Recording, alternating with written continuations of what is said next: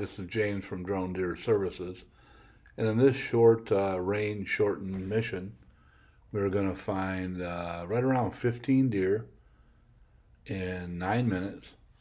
And I'd like to present those to you. Here, kind of hovering above, and we'll go thermal here in a minute, to look at this narrow band between the ag field and the county road. There was a fawn and a doe there yesterday. I'm glad to see they've moved across the road. Maybe some kind of indication of why we find a lot of dead deer along the roads last half of May, beginning of June in the upper Midwest. But here we'll go through counting these, and I think we're going to get up to around 15. But please enjoy. This particular doe will be with a fawn, and they both look healthy. And this will be deer number 1 and deer number 2.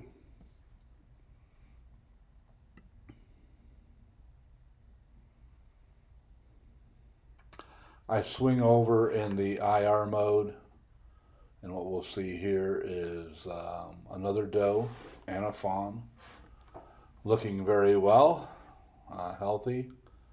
And this will be deer number 3 and number 4. So it's kind of wild. They were both nursing at the same time, so, or very close to nursing. They looked very, I guess, ambulatory. They move very well. And the doe is now right alongside. And we'll find that in the majority of the deer that we see on this particular mission. So I head off to deer number 5. And in this particular case, this is another doe, and this doe is quite a distance from her fawn. Her fawn is sleeping probably 70 feet away. And the thing I've figured out here, the fawn is upwind of her. So the doe can smell the fawn upwind of her, and I believe probably uses that, to monitor the fawn and also monitor for predators as they come along that direction. So this would be deer, like I said, 5 and 6. This fawn's hard to see down there in the tall grass, and well camouflaged, and I'm kind of happy to see that.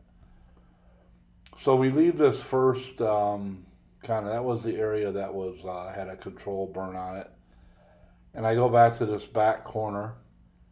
Almost immediately we see thermal signatures as we make up the distance between area number 1 and area number 2. We run in the deer almost immediately, and this would be deer number 7 on this rain shortened mission. So here's deer number 7. Couldn't find a thermal signature for a fawn, but I really couldn't coax this deer in this view away from that tree, but you can kind of maybe make out a thermal signature. I kind of spun around. We could get down a little bit further. It's a very mature doe. I was mentioning to Senator Penn Rick that I haven't seen any does with twins, but I've seen a lot of mature does, so I'm not sure what's going to happen or what's happening there. I pivot around. We had deer number 7, and here we come with deer number 8 and 9, and these are 2 young bucks. I imagine these were yearling bucks that were pushed away from the mature does, and it's kind of funny. They're both scratching at the same time, itching, licking. I'm pretty sure they just got up, but that's these 2 characters. Yearling antlered deer, so probably fork horn or 4-point for this season. Get along well. help each other out here. So remember, that was deer 8 and 9. I'm sorry. Pivot around, looking for thermal signatures, moving to the east.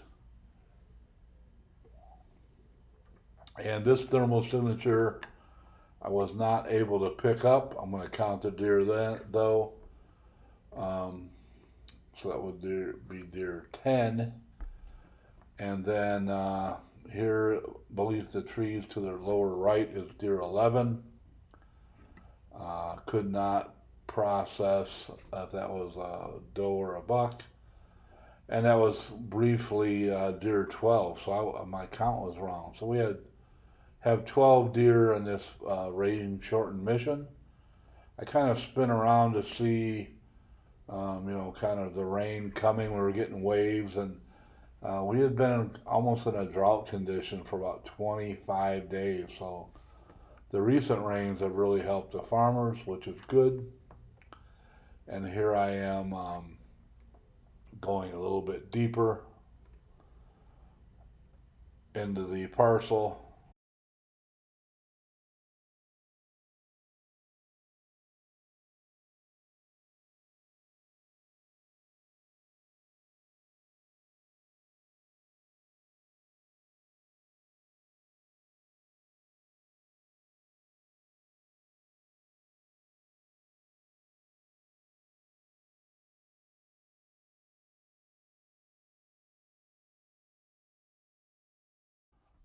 Probably deer 14 and 15 out there as well.